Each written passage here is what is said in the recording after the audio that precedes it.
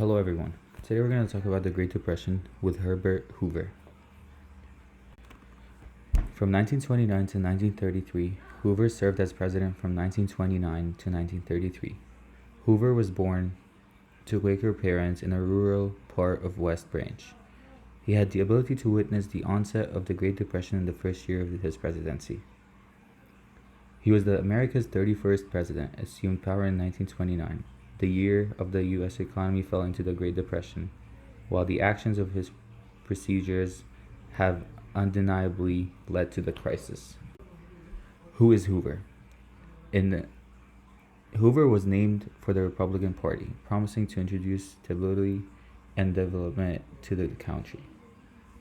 Alfred E. Smith's 1873 from 1844, the governor of New York, captured 40 states by an unprecedented majority of electoral votes.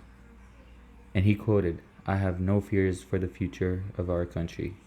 Hoover declared in his inaugural address, "It is a bright with hope." So, what happened to the stock market?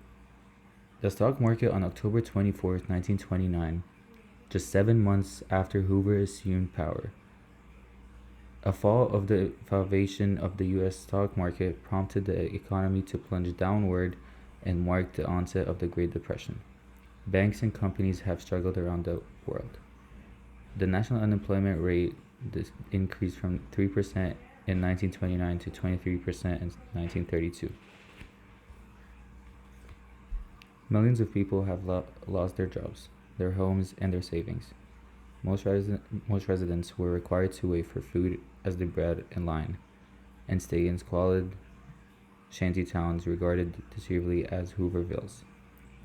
Hoover encouraged Americans to reduce their consumption of meat and other commodities in order to ensure a steady supply of food and clothing to the Allied forces.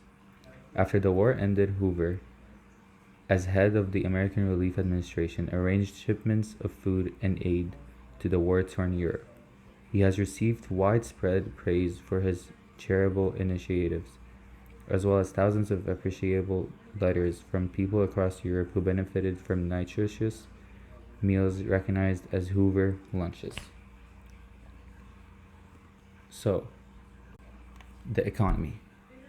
Hoover has taken a variety of steps intended to boost the economy, and a handful of the policies he has initiated have been core components of ongoing recovery initiatives, but Hoover's reaction to the crisis was limited by his traditional political ideology. He believed in a limited role for the government and feared that excessive federal intervention might pose a threat to capitalism and individualism. Hoover was the view that assistance would be done on an essential, voluntarily basis accordingly. Hoover viewed on ongoing numbers of bills that would give direct relief to struggling Americans. And he said, prosperity cannot be recovered by a tax on the public coffers. He explained in his 1930 State of the Union speech, and how as the poster says, jobless men keep going, we can't take care of our own. So, Jim Crow laws.